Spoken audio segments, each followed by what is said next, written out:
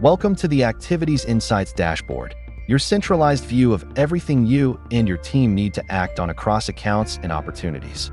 Built as part of our Focused Insights dashboard library, this view gives you out-of-the-box visibility into action items without building custom reports. At the top, you'll see interactive charts breaking down all open activities by due date, status, and type, giving you a quick pulse on urgency and workload. Click any chart to instantly filter the activity list below. Zero in on coaching opportunities or overdue tasks in a click.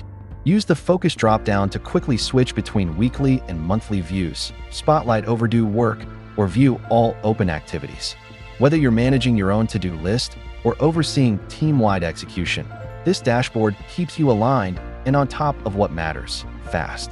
Filter by user group to view activities for just the teams you own, giving you focused oversight on progress across accounts and opportunities. The activity list includes all open tasks, both account and opportunity level, sorted by due date.